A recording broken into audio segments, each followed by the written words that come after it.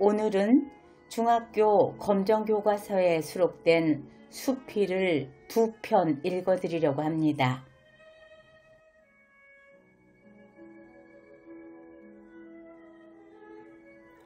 우리 할머니는 외계인. 김송기 학생. 내가 중학교를 졸업할 무렵 할머니가 외계인으로 변했다. 외계인은 대소변을 가리지 못했으며 모두가 잠든 새벽에 시도 때도 없이 일어나 집 안을 쑥대밭으로 만들기 일쑤였다. 온종일 가족들의 꽁무니를 쫓아다니며 놀아달라고 칭얼대는 낯선 외계인 때문에 우리 가족은 점점 지쳐갔다. 할머니는 외계인이 되기 전, 그러니까 치매가 걸리기 전까지 내 기억 속에서 누구보다도 점잖고 다정하신 분이었다. 나는 어렸을 적부터 할머니와 함께 살았다. 맞벌이 하시는 부모님 때문에 항상 혼자였던 나를 감싸준 것은 할머니뿐이었다. 나는 할머니의 구수한 청국장 냄새와 할머니가 웃으실 때 눈가에 잡히는 주름, 또 할머니의 나긋나긋한 목소리를 사랑했다. 할머니는 나긋나긋한 목소리로 내가 잠들기 전에 언제나 이야기를 들려주셨다. 나는 할머니의 포근한 품에 안겨 할머니가 들려주시는 무궁무진한 이야기 속에 빠져들곤 했다. 고개를 넘어가던 엄마 앞에 갑자기 호랑이가 엉 하고 나타나서 말했어. 떡 하나 주면 안 잡아먹지. 에이, 호랑이가 어떻게 말을 해요? 동물원에서 본 호랑이들은 말 못했어요. 조그맣던 내가 할머니의 이야기 속에 끼어들어 말하면 할머니는 허허 웃으시곤 했다. 호랑이들은 사실 말을 할 줄 알아. 못하는 척 가만히 있는 거지. 그래서 엄마는 머리에 이고 있던 바구니에서 떡을 하나 꺼내서 호랑이에게 주었지. 그러자 할머니는 나를 꼭 껴안고 이야기를 계속하셨다. 나는 점점 희미해지는 의식 속에서 동물원의 호랑이들이 달빛 아래 춤을 추며 노래하는 모습을 상상하며 잠에 푹 빠져들었다. 언제나 내게 말하는 호랑이나 혹부리 영감의 혹을 떼가는 도깨비와 같은 외계인들의 이야기를 해주시던 할머니가 불현듯 이야기 속에 외계인으로 변해버린 것을 나는 믿기 힘들었다. 두루마리 휴지를 풀어 거실에 늘어놓는 할머니는 내게 이야기를 들려주시던 나의 할머니가 아니었다. 할머니의 형상을 한 외계인이었다. 나의 할머니는 어딘가 숨어 있을 것이라고 어린 나는 그렇게 믿었다. 시간이 흘러 어느덧 나는 수험생이 되었다. 그날 나는 밤늦게까지 독서실에서 공부하고 집으로 돌아왔다. 그리고 내 방문을 여는 순간 나는 그 자리에 주저앉고 말았다. 외계인이 내 침대 위에서 생물 교과서를 수제비 만들듯 쭉쭉 찢고 있었다. 8개월 동안 열심히 수업을 들으며 필기해 놓은 내 교과서가 눈앞에서 망가지고 있었다. 외계인은 뭐가 그리 좋은지 실실 웃고 있었다. 시험이 얼마 남지 않은 지금 내게 생물 교과서는 목숨과도 같은 것이었다. 순간 저 외계인이 UFO로 사라져버렸으면 하는 생각이 들었다. 거실에 있던 엄마가 뒤늦게 아이고 어머님 안 돼요 하고 달려왔다. 나는 두 주먹을 꾹 움켜쥐고 냅다 소리를 질렀다. 요양원으로 가버렸으면 좋겠어.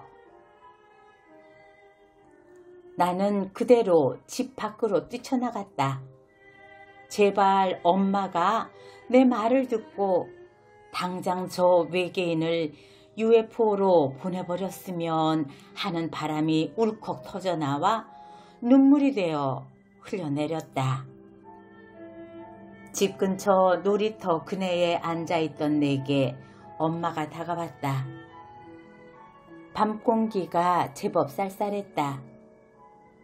엄마는 모래를 밟고 내 옆에 있는 그네에 와 앉았다.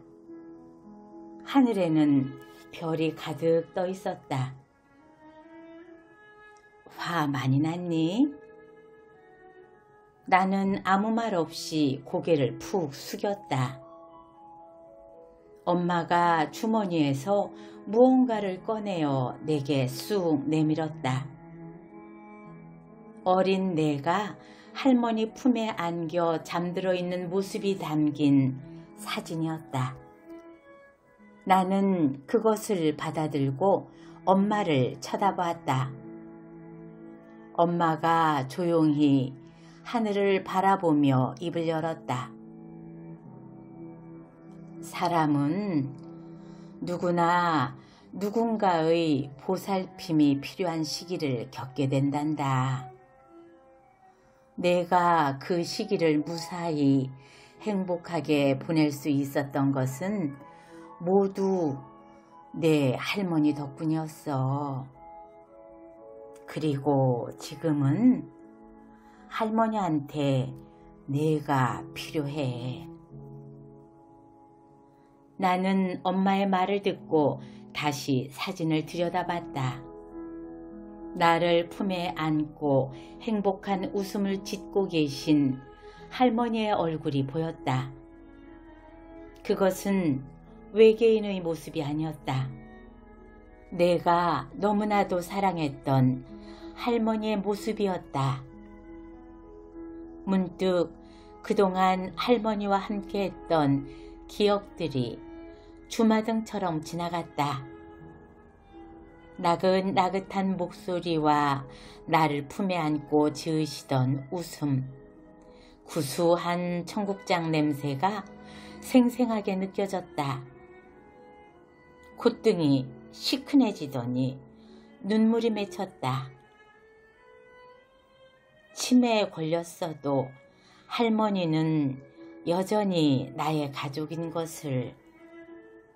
나는 왜 그동안 할머니를 외계인 대하듯 낯설어하고 불편해했던 걸까? 할머니한테 죄송스러운 마음이 들었다. 가족이란 본래 서로를 언제나 아끼고 보살펴 주어야 하는 존재다. 할머니가 내게 그러하셨듯 이제는 내가 할머니를 사랑으로 보살펴 드려야 한다.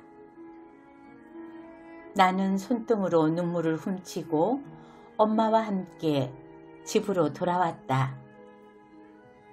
나는 그동안 외계인의 방이라고 부르며 들어가지 않았던 방문을 천천히 열었다.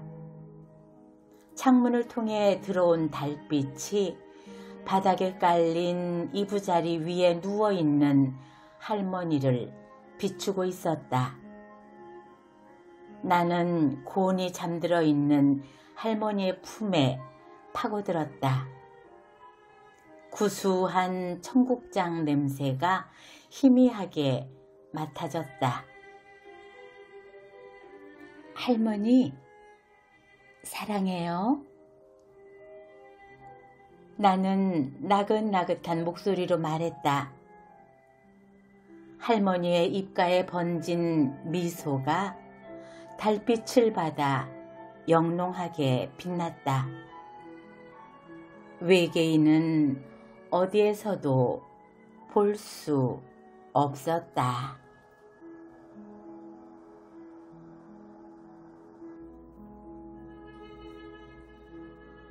목소리 김윤경 학생. 지난 겨울방학 집에서 컴퓨터를 하고 있는데 전화벨 소리가 울려 무심결에 전화를 받았다. 광고 전화였다. 내가 언제 전화번호를 적어줬지? 라고 생각하며 이런저런 물음에 대답하였다. 신학기를 맞이하여 무료 행사를 하니까 자기네 회사 누리집에 꼭 한번 접속해 보라는 것이었다. 그러면서 그분께서 한마디 하셨다. 근데 나는 학생 이름만 보고 여학생인 줄 알았는데 남학생이네. 잠시 동안의 침묵. 아, 네. 그 순간 당황해서 바로 아니라고는 하지 못하고 대화를 이어나갔다. 그분이 어느 학교에 배정받았냐고 하셨다. 지금 와서 여중이라고 하면 괜히 그분이 무안해하실 것 같아서 망설이다가 땡땡 중학교에 배정받았다고 말했다. 일부러 목소리를 낮게 깔지도 않았는데 남자인 줄 알았다니. 지금 생각해보면 웃음이 막 나오지만 그때는 살짝 충격을 먹었었다. 사실 나는 어릴 때부터 낮고 굵은 목소리 때문에 이와 비슷한 일을 셀 수 없을 정도로 많이 겪었다. 목소리도 큰 편이기 때문에 친구와 길을 가면서 대화를 하면 내 목소리를 듣고 사람들이 놀란 눈으로 쳐다보기도 하였다. 학교나 캠프에서 연극이나 역할극을 할 때에도 크게 힘들이지 않고 남자 목소리를 낼 수 있다는 이유로 나는 항상 남자 역을 맡았다. 전화기로 들리는 내 목소리는 더 낮고 굵어서 친구들도 나를 남자로 오해하곤 한다. 친척들도 전화로는 나와 내 남동생의 목소리를 제대로 구별하지 못한다. 하루는 어머니 친구분의 전화를 받은 적이 있는데 나중에 그분께서 이렇게 말씀하셨다고 한다. 아, 저번에 그 집 아들내미가 전화를 참 잘 받더라 라고.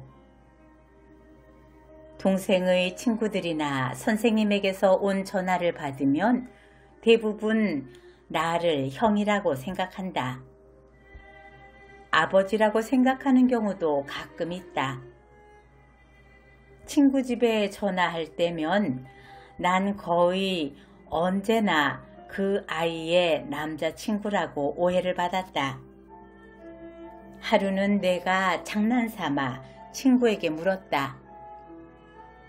야, 내 목소리가 많이 특이하냐? 남자면 평범한데 내가 여자라서. 이쯤 되면 다들 내가 목소리 때문에 고민할 거라고 생각한다.